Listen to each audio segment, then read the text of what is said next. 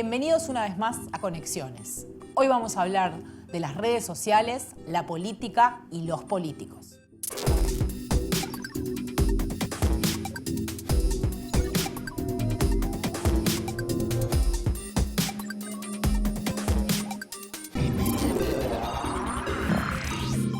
Publicidad ultra segmentada que muchas veces miente, destinada a sectores específicos de la población. Asesores que viajan por el mundo y usan las redes sociales como campo de batalla. Políticos que usan las plataformas para intentar manipular a la opinión pública. Bots, trolls, ejércitos virtuales. ¿Las redes sociales transformaron a la política o solo vinieron a mostrarnos hasta dónde podíamos llegar? Campaña sucia. En campañas electorales es el tipo de estrategia que se utiliza para vencer al rival político por medio del desprestigio, la desinformación y el engaño. La microsegmentación es una forma de publicidad digital individualizada. We know it's the same people, the same companies, the same data, the same techniques, the same use of hate and fear. Jair Bolsonaro is going to face the most dangerous leftist in the world, Lula. A criminal, a communist. And not only are you playing with the psychology of an entire nation, you're playing with the psychology of an entire nation in the context of the democratic process. La mayoría de los expertos consideran que en las elecciones de 2008, cuando Barack Obama fue electo presidente de Estados Unidos, las redes sociales tuvieron un papel relevante por primera vez.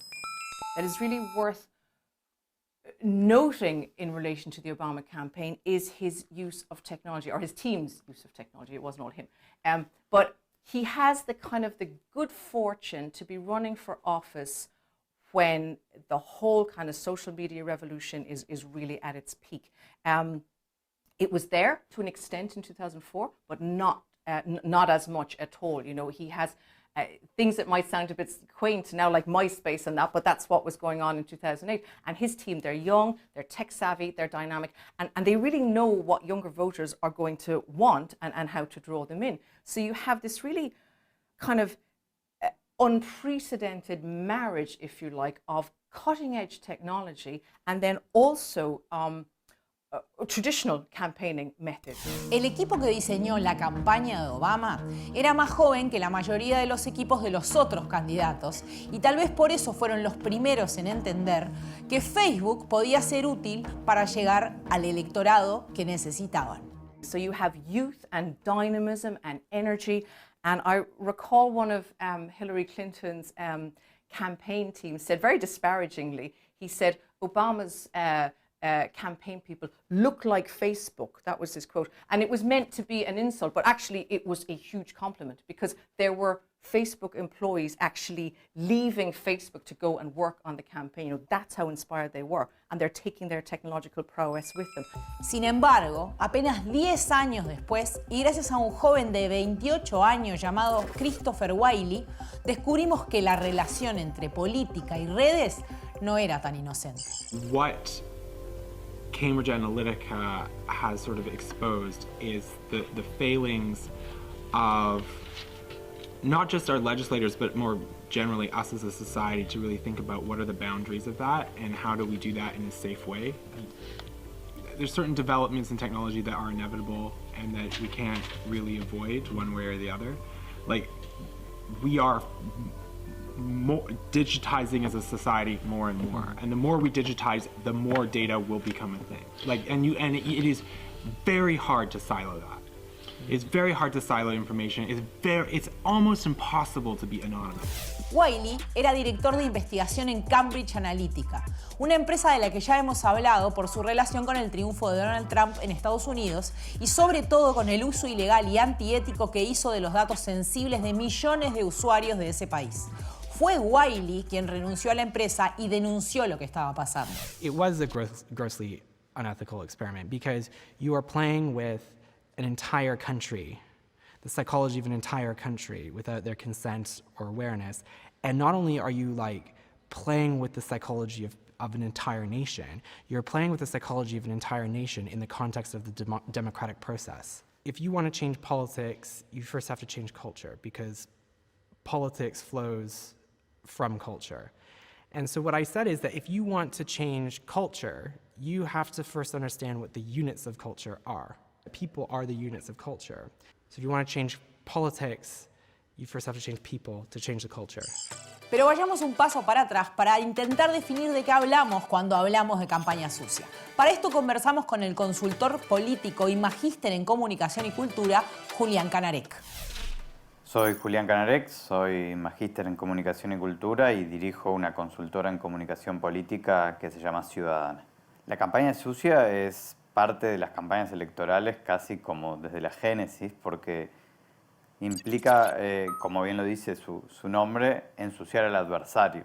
Hay que separarla de las campañas de contraste. El contraste implica diferenciación con el adversario y la campaña sucia tiene esta diferencia constitutiva que implica utilizar algunas herramientas que estarían fuera de lo democráticamente entendible como tolerable para poder hacer campaña y que se ensucia al otro muchas veces con métodos e información que no necesariamente son los validados por las normas escritas o no escritas de una campaña electoral.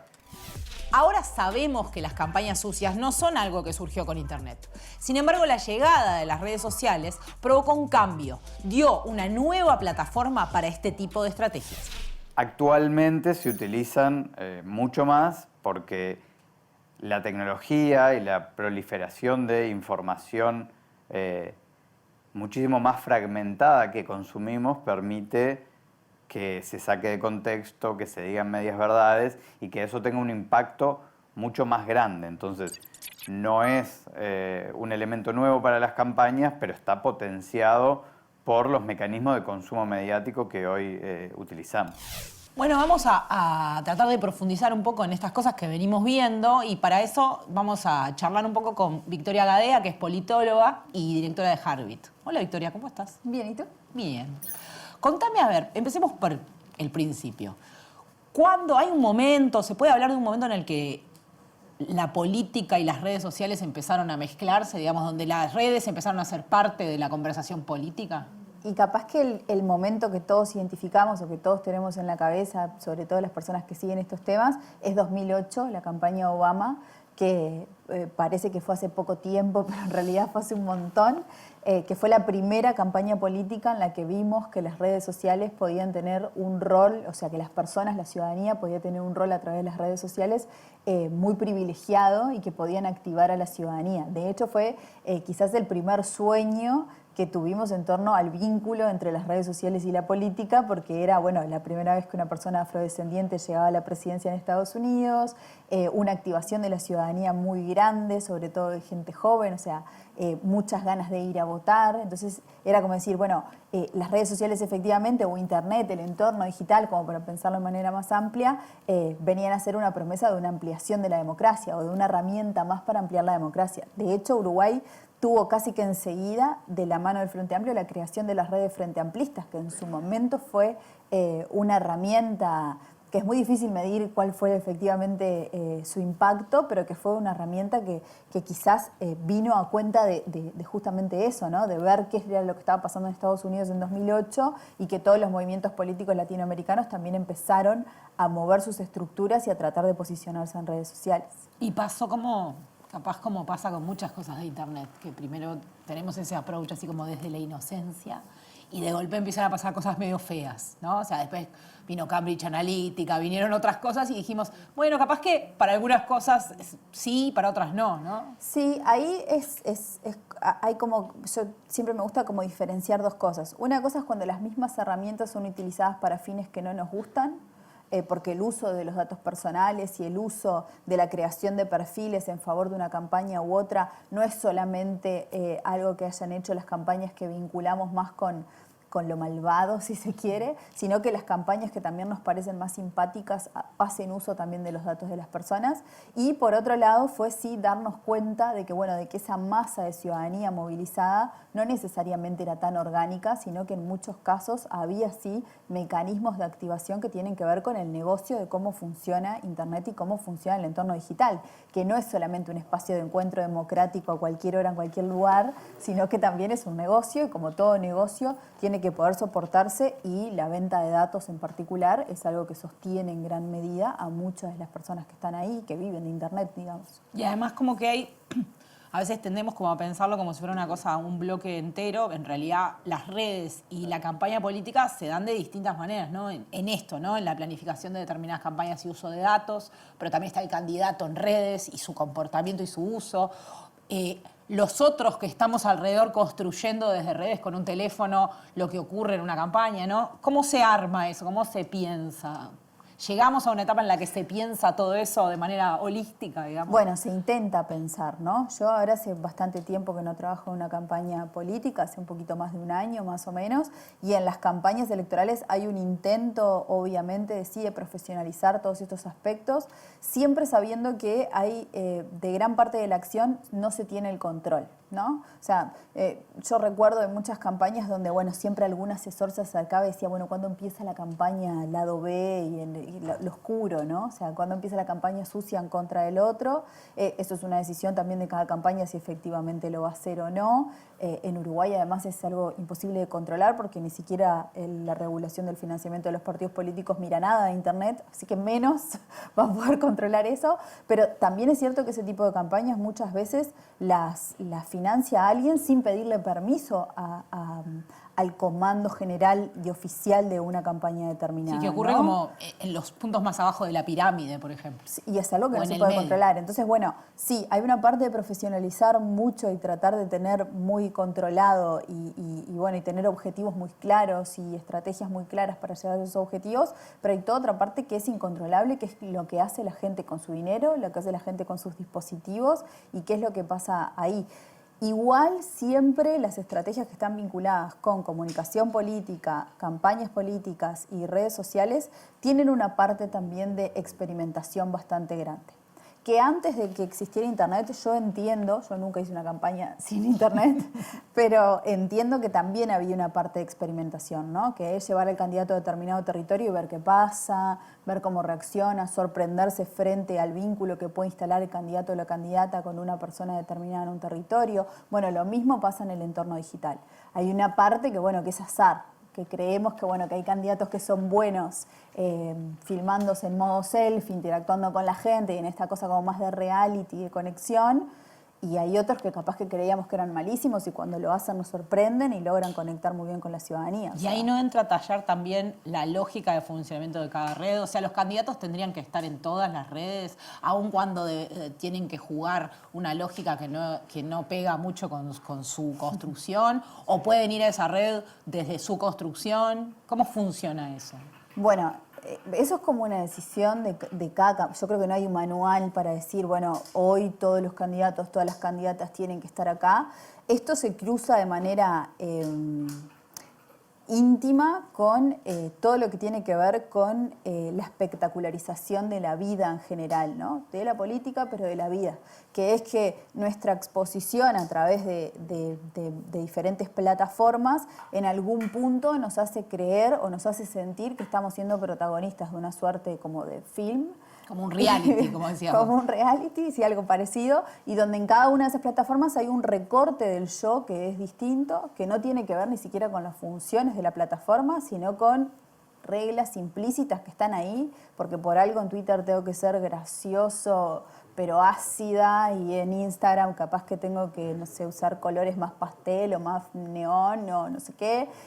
Son reglas que están implícitas allí y bueno, y la política a veces es parte de eso porque, entre otras cosas, lo que hace la política, al igual que otros generadores de contenido, es competir por la atención de la gente. Y en esa competencia por la atención de la gente está compitiendo porque leas una noticia o mires el discurso de un político, o porque mires una serie y mires el discurso de un político o una política. Y bueno, y es fácil caer en estrategias donde se privilegia muchas veces justamente este tipo de acciones que están mucho más vinculadas con la espectacularización, ¿no? Pero entonces deberías ir a TikTok a hacer videos señalando para los costados, Bueno, no o a tenés jugar a la Among Us como hizo Alexandra Ocasio-Cortez. Exactamente. Sí, yo creo que, a ver, hay que recorrer todos los espacios, que se puedan y en los que también esa persona esté, no digo que siempre tenga que estar cómoda, pero tampoco forzar, ¿no? O sea, cuando digo que hay que recorrer todos los espacios,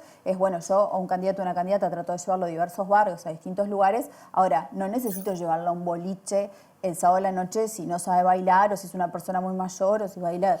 Bueno, capaz que sí, porque es simpático, pero... Hay que cuidar eso. Digo, hay que cuidar como en qué lugares también eso suma o no suma. Digo, si yo le pusiera una matriz de esfuerzo-impacto y dijera, bueno, esta es la cantidad de esfuerzo que me lleva a hacer esto y este es el impacto que tiene, ¿y qué entiendo por impacto, no? Porque si entiendo la viralización, bueno, sí, capaz que el lugar incorrecto puede ser algo más viral porque la gente se va a burlar y qué sé yo, pero quizás lo más importante es el impacto en términos de, bueno, solidez de esa candidatura, conversión en votos y demás. Así que creo que aplica lo mismo, que es, bueno, tendería a decir que el candidato o la candidata tiene que circular por todos los espacios del entorno digital sin forzarlo, ¿no? O sea, si la persona no es buena... no sé, si nunca jugó un jueguito, ¿por qué va a jugar un jueguito? O sea, no sé, no se me ocurre por qué haría eso. Capaz que tiene alguien más en el equipo que pueda hacer eso por esa persona. ¿Qué cargo tenía Christopher Wylie en Cambridge Analytica? Presidente, director de investigación, gerente de recursos humanos.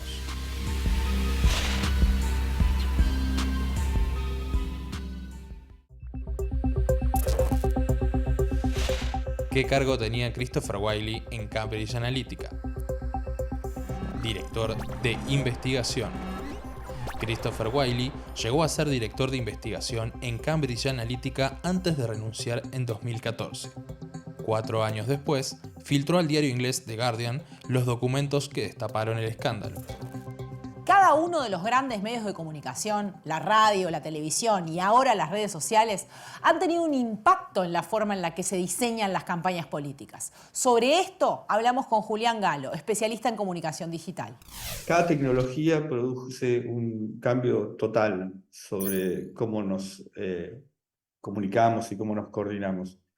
Y en el caso de las redes sociales, yo creo que es el cambio más grande de todos los posibles. Porque a diferencia de todos los anteriores, aunque nos amplificaran, nos extendieran, necesitaban de un escenario particular, un escenario tecnológico. Yo tenía que estar en un lugar donde hubiera una red de parlantes, o tenía que estar en una estación de radio, o tenía que estar en un canal de televisión, o tenía que haber una transmisión móvil donde yo estuviera. O sea, condicionamientos que no dependían del orador, ¿no? De la voz del político en este caso. Y ahora pasamos a una omnipresencia total, ¿no? Pero volvamos por un segundo hacia atrás. Algo que no sabíamos era que 2 años antes de las elecciones que ganó Trump, Cambridge Analytica había estado haciendo pruebas en otro país. Había trabajado durante el Brexit, el referéndum en que los habitantes del Reino Unido votaban si quedarse o irse de la Unión Europea. This referendum took place almost entirely online. And you can spend any amount of money on Facebook or on Google or on YouTube ads and nobody will know because they're black boxes. And this is what happened. We've actually got no idea of the full extent of it, but we do know that in the last days before the Brexit vote, the official Vote Leave campaign laundered nearly £750,000 through another campaign entity that our Electoral Commission has ruled was illegal, and it's referred it to the police. And with this illegal cash, Vote Leave unleashed a fire hose of disinformation. Quien aparece en este video es la periodista Carol Cadwaladar, quien descubrió lo que Facebook estaba haciendo durante el Brexit y el vínculo de alguna de las figuras de ese proceso con políticos norteamericanos. And we know it was the same people, the same companies, the same data, the same techniques, the same use of hate and fear. This is what they were posting on Facebook. Y esos mismos rostros del Brexit y de la campaña de Trump empezaron a aparecer vinculados a campañas y elecciones en otros países. Don't you want to call this a lie? Because it feels more like a hate crime to me. I don't have to tell you that hate and fear are being sown online all across the world. Not just in Britain and America, but in France and in Hungary and Brazil and Myanmar and New Zealand. And we know that there is this dark undertow which is connecting us all globally, and it is flowing via the technology platforms. Otra vez, uno de los puntos en común entre varias de esas estrategias es la figura de Steve Bannon, asesor de Donald Trump, responsable de la producción de miles de piezas de desinformación política y un viejo conocido de conexiones. Es hora de explicar un poco quién es Bannon y por qué se volvió tan importante en la última década. Steve Bannon es un ex militar y ex banquero que hizo una fortuna gracias a su trabajo en Goldman Sachs, un banco de inversiones. En 2012 se convirtió en director de Breitbart News, un sitio web conocido por estar alineado con las ideas de lo que en ese momento se definía como alt-right o derecha alternativa en Estados Unidos. En 2013 invirtió en Cambridge Analytica y se convirtió en su vicepresidente. Y en 2016 fue elegido por Donald Trump como su jefe de campaña para las elecciones. Con la victoria de Trump, se convirtió en jefe de estrategia de la Casa Blanca y consejero del presidente, pero tuvo problemas con la familia de Trump y debió buscar nuevos horizontes. Ahí puso la mirada en Europa y lanzó The Movement, una suerte de consultora política que buscaba impulsar a políticos de extrema derecha. Uno de los primeros políticos impulsados por The Movement fue Matteo Salvini, actual vicepresidente del Consejo de Ministros de Italia. Bannon también apoyó como consejero informal a Marine Le Pen, líder de la extrema derecha francesa.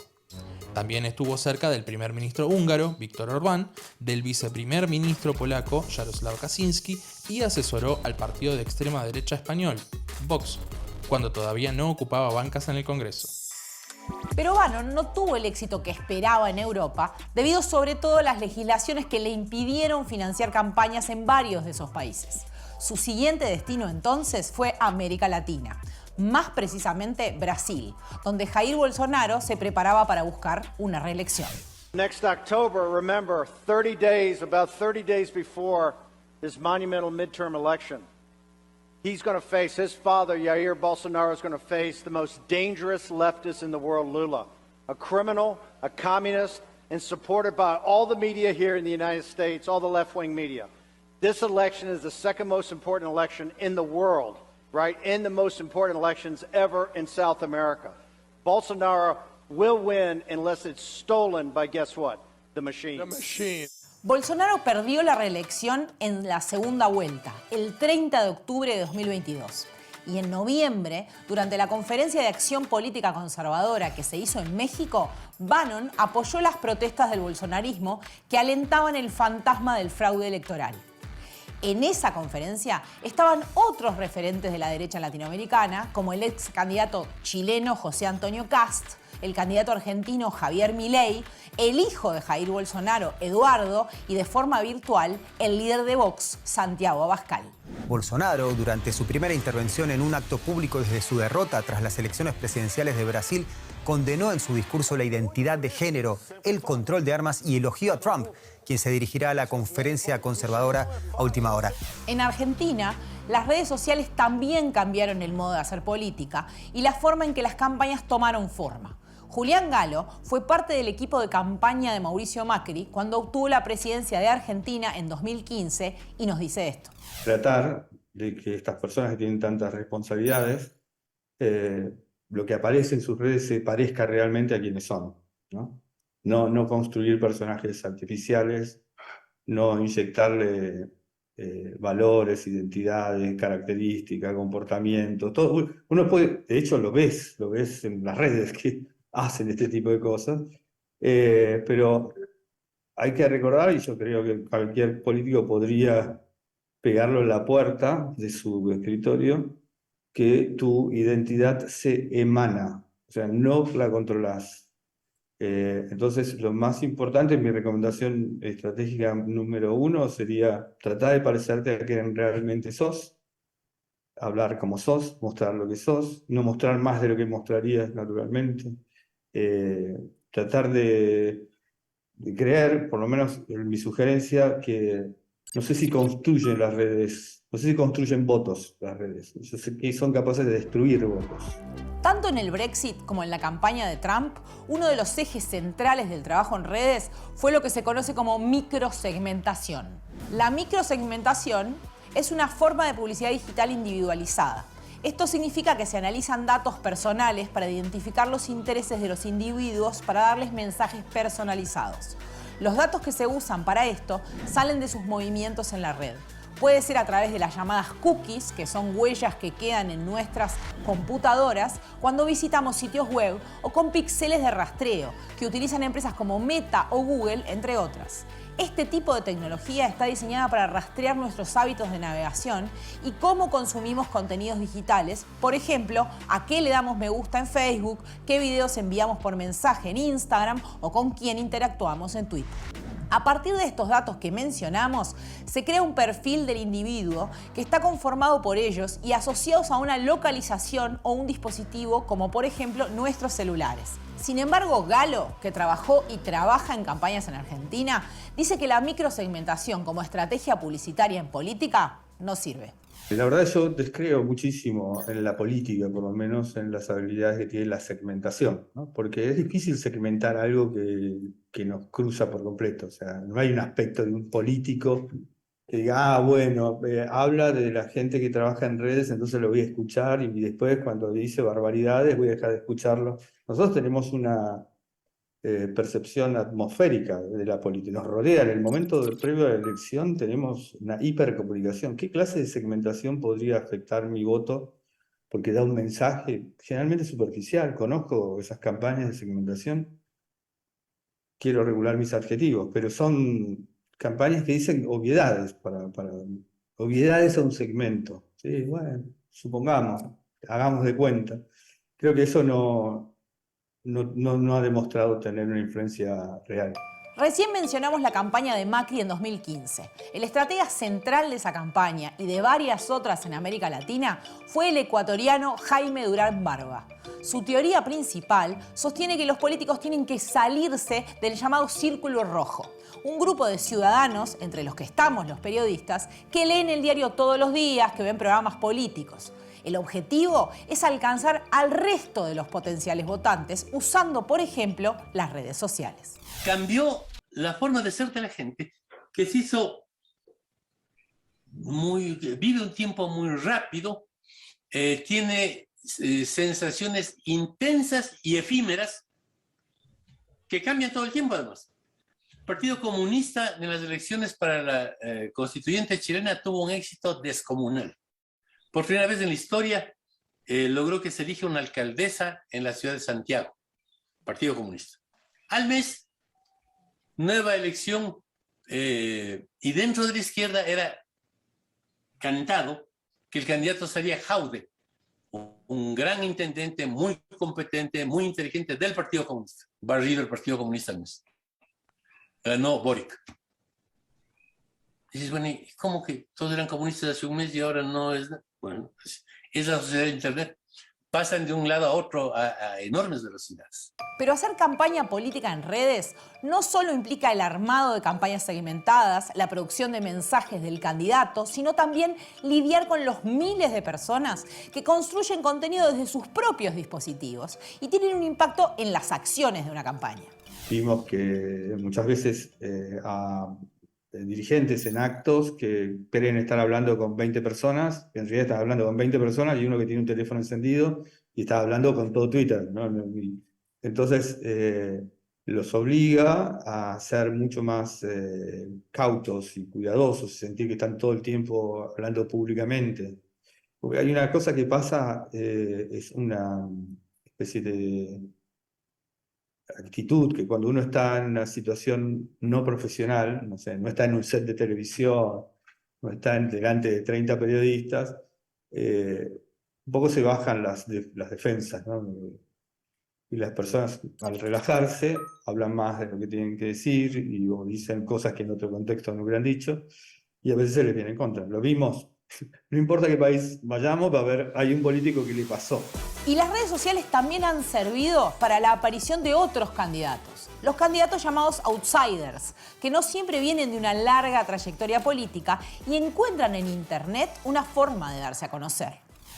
Los candidatos outsiders están en la política desde muchísimo antes de la irrupción de las redes sociales, lo que les permite es utilizar un mecanismo que la política instala, que es la construcción identitaria como contraposición a un otro en tanto malo.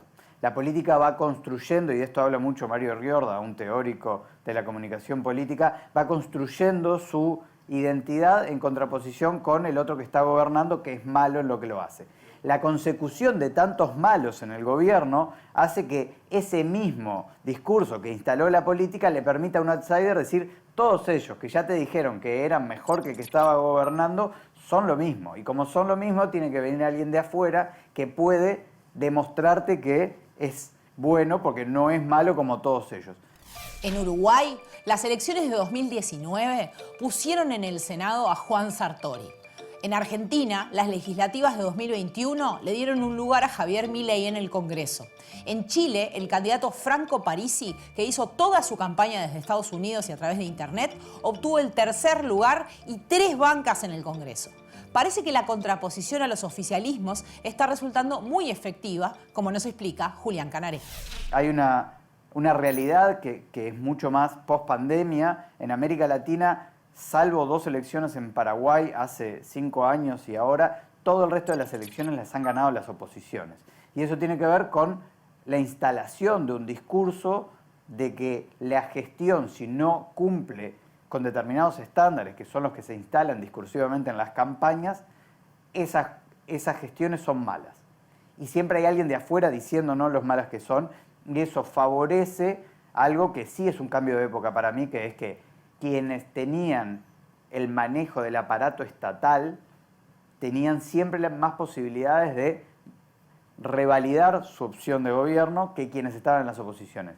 Creo que los dispositivos comunicacionales actuales, así como la ansiedad electoral por ver resultados, que también es una consecuencia de las cosas de las que se hablan en la política, han hecho que eso cambie. Aunque fueron un poco más aislados, Uruguay también tuvo episodios de uso de bots, de trolls y desinformación en campañas electorales. El caso más notorio fue el de las internas de 2019. Al principio empezaron a circular por WhatsApp algunas viñetas contra el actual presidente y entonces precandidato presidencial Luis Lacalle Pou. Luego se hizo viral un video que era falsamente atribuido al medio estadounidense Los Angeles Times.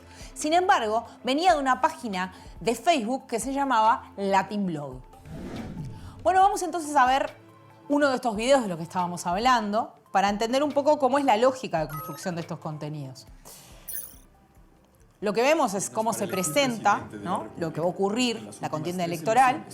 Se empieza por criticar al Frente Amplio, lo cual puede esperarse, o sea, está dirigido hacia un lugar. Hay una construcción donde se empieza a hablar de los últimos 15 años de gobierno, a nivel de la imagen y también a nivel del audio. Pero después empiezan a pasar cosas curiosas. Empieza también a criticarse la figura de Lacalle Pou, que en ese momento era el precandidato del Partido Nacional. Se empieza a poner a Tabaré Vázquez en la misma línea que el Partido Colorado del Partido Nacional, diciendo son todos lo mismo. Entonces se empieza a construir una cuestión que se hace mucho desde los lugares de outsider, que es hablar de que todo es lo mismo y que entonces el que viene afuera es el que viene a cambiar las cosas. De nuevo se ve esta imagen como de, miren que no, es una falsa opción, esta opción que se ofrece. Se remite a la motosierra, que no sé si recuerdan, pero en el momento fue un concepto usado que provenía de declaraciones del padre del actual presidente. Después se muestra a Daniel Martínez, o se refiere a Daniel Martínez y se lo muestra con un pin que dice I love Maduro, amo a Maduro. Entonces también se critica al que era el candidato del Frente Amplio. Entonces empieza a ser confuso entender desde dónde vienen estos mensajes, o empieza a ser claro que viene desde la construcción de una campaña de un outsider. Latin Blog, que es una página de Facebook que todavía existe, aunque dejó de publicar contenido en 2021, tenía un comportamiento extraño. Por lo general publicaban contenido de corte más bien progresista o ambientalista, pero cuando hay elecciones en algún país de América Latina, empiezan a publicar contenido patrocinado, que quiere decir pago, contra candidatos presidenciales. Por ejemplo, en 2017 lo hicieron durante las elecciones de Honduras, subiendo videos contra el candidato de izquierda, Salvador Nasralla, y a favor de quien ganó esa elección presidencial, Juan Orlando Hernández, que ahora está preso en Estados Unidos por narcotráfico.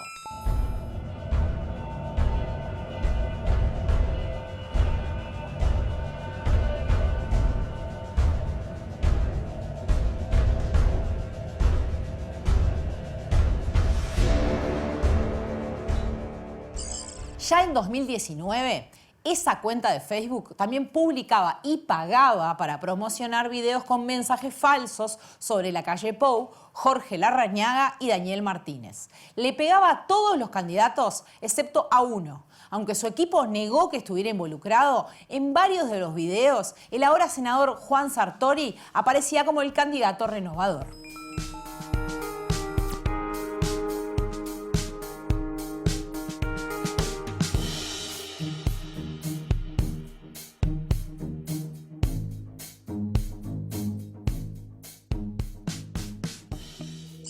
Así como pasaba con Jaime Durán Barba en Argentina, México y Ecuador, en Uruguay Sartori fue vinculado con otro asesor político extranjero, el venezolano Juan José Rendón. Rendón, que fue apodado el rey de la propaganda negra, asesoró en las campañas presidenciales de políticos como Sebastián Piñera en Chile, Enrique Peña Nieto en México y un político que mencionamos recién, el expresidente de Honduras, Juan Orlando Hernández. Y finalizo agradeciéndole a un gran amigo, a un artífice de 2 victorias consecutivas del Partido Nacional como estratega general de la campaña, a JJ Rendón, que hoy no está aquí presente, por un montaje que le hicieron, por defender los derechos civiles de todo el mundo. Hay algo que nos aclara Julián Canarek. La campaña sucia no necesariamente tiene una ideología y por eso es que los votantes debemos estar atentos para que nuestros propios sesgos no impidan que nos demos cuenta cuando se está pasando un límite. Hay como un patrón de repetición de herramientas dentro de la ultraderecha o las derechas alternativas de las redes sociales, utilizándolas para la proliferación de fake news o información de falsa, de difícil chequeo, pero no quiere decir que la campaña sucia solo esté concentrada en la derecha o en la ultraderecha, porque la campaña sucia existe desde muchísimo antes que existan estos movimientos que ponen a la ultraderecha en auge alrededor del mundo. Sin embargo, Canarek sí encuentra cierta ingenuidad en los movimientos de izquierda respecto de las redes sociales. Creo sí que en la centroizquierda y las izquierdas hay una cierta ingenuidad en la utilización de determinadas herramientas de comunicación como las redes sociales.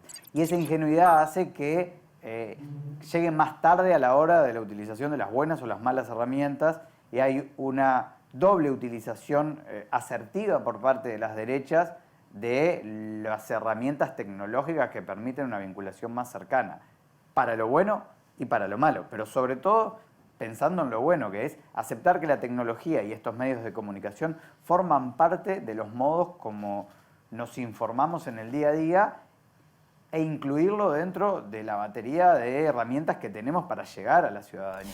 En el próximo bloque vamos a reaccionar a algunas de las últimas campañas electorales en redes sociales y vamos a hablar de qué se puede esperar en Uruguay de cara a la próxima campaña electoral. Pero antes los invito a responder una pregunta. ¿Quién estuvo a cargo de la campaña presidencial de Mauricio Macri en 2015? Jorge Macri, Marcos Peña, Jaime Durán Barba.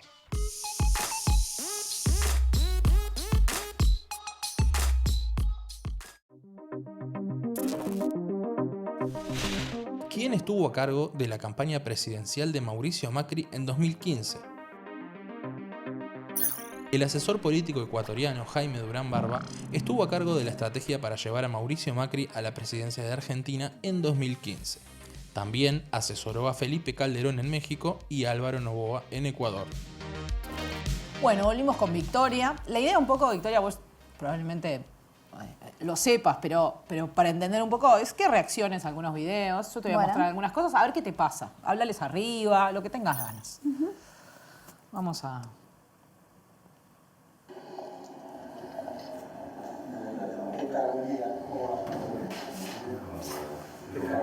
Este es como de los primeros, ¿no? Los típicos de bizcochos.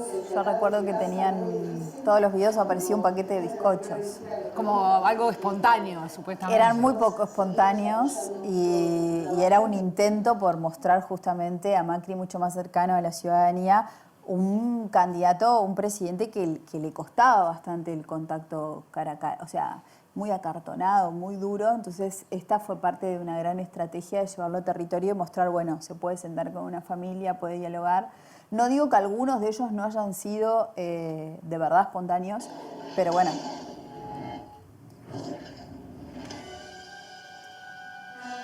Este es como... No, este es cast. Sí, contamos un poco qué es. Sí, este es cast. Yo, a ver, no lo había visto. Me pregunto si es de la campaña. ¿Es de la campaña oficial? Sí. Ah, no, porque podría haber sido un militante o una militante que hace un videíto de estos más caseros. A mí me gusta mucho lo que hacen en Corea del Sur, que en Corea del Sur hacen buenas animaciones, buenas. Y que sea la campaña oficial, que te cambia, ¿en qué te cambia?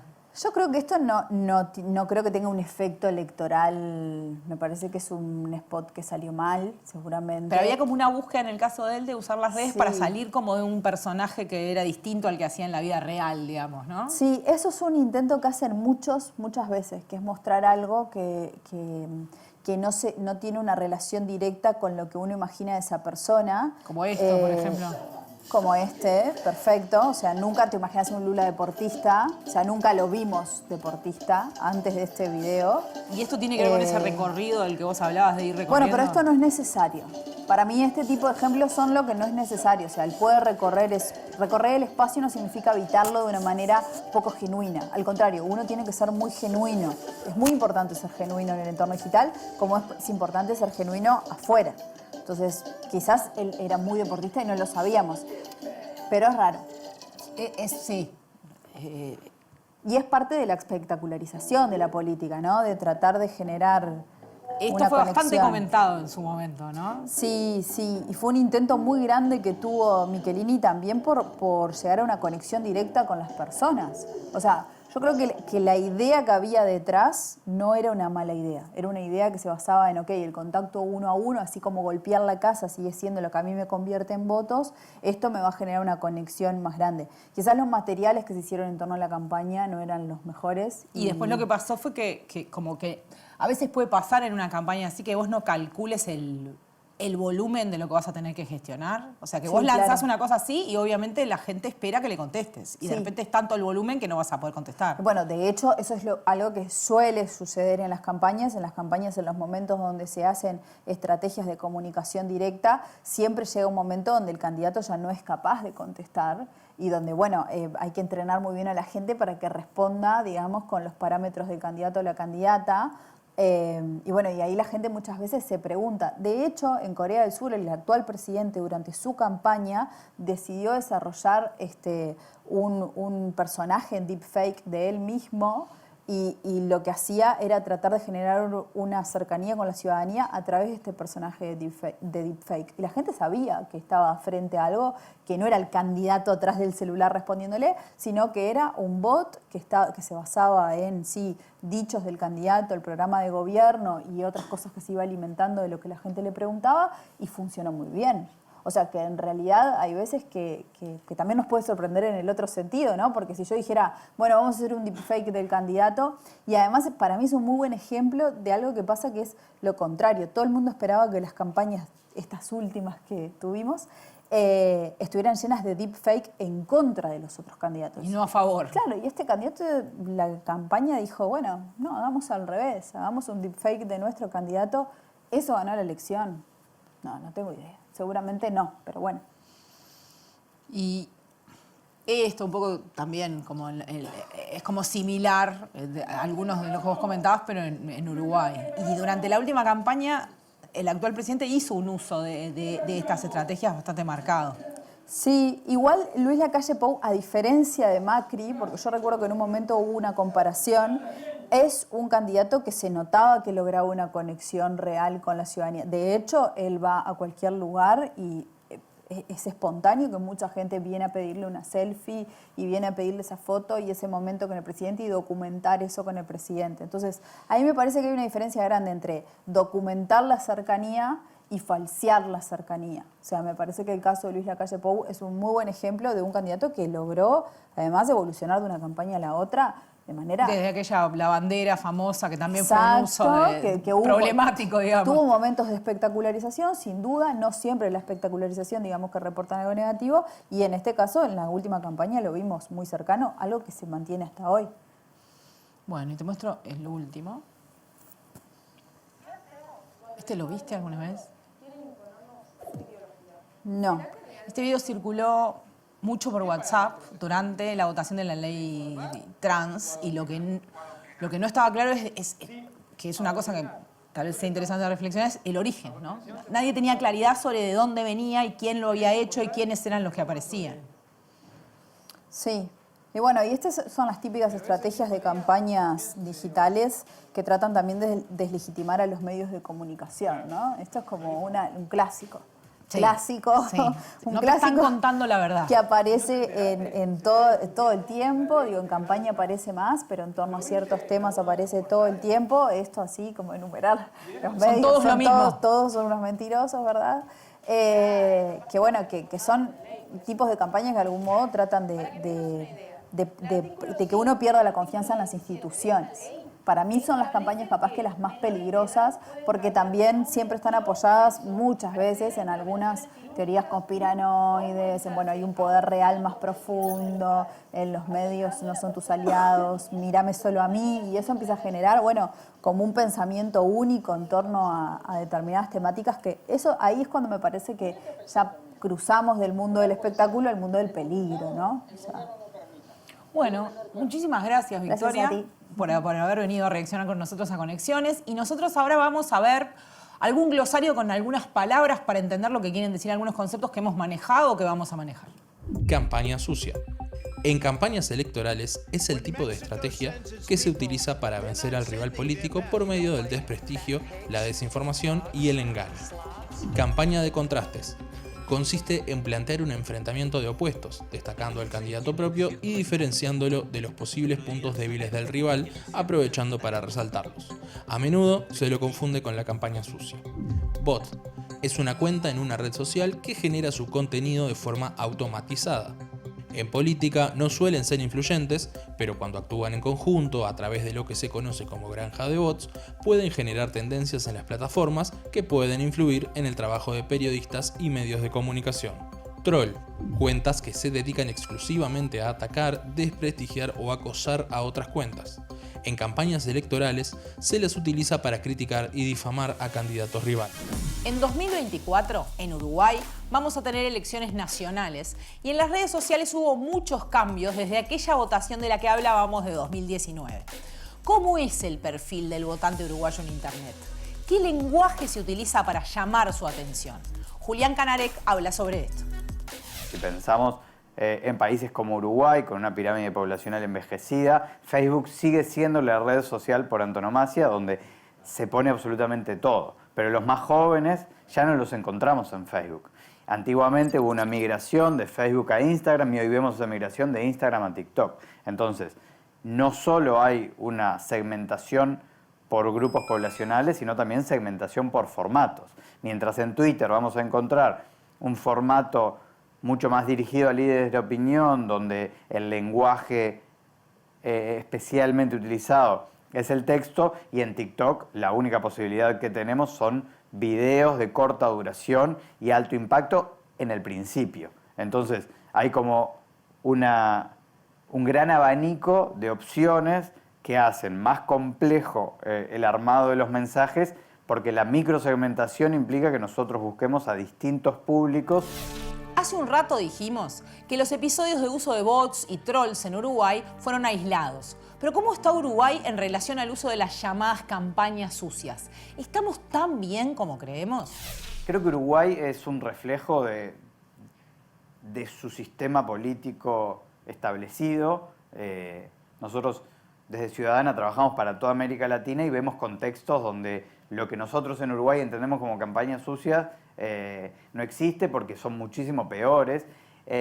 Entonces, creo que hay determinados niveles de diálogo democrático que además implican una ciudadanía activa y que no permitiría determinadas cosas. Sin embargo, los cambios que se han visto en las campañas electorales del resto de los países de América Latina hacen que de todos modos haya que estar muy atentos. Igual hay ejemplos y hay señales de alarma que nos llaman a estar atentos sobre cómo el sistema político dice condenar determinadas cosas y por otro lado utilizar algunas herramientas que no son las democráticamente más aspirables a la hora de hacer campañas que aporten en procesos comunicacionales sin ingenuidad, sin decir no vamos a contrastar, no vamos a marcar los errores del contrincante, pero que no vayan integrando algunas herramientas que luego tienen un detrimento hacia el sistema democrático del que es difícil volver. Pocos discuten que las redes sociales transformaron la política, a los políticos y a las formas en las que se hace una campaña. Muchos creen que esa transformación tuvo poco de positivo y que degradó la calidad de la democracia. Pero las redes sociales son solo herramientas. Somos las personas quienes decidimos para qué y cómo las usamos.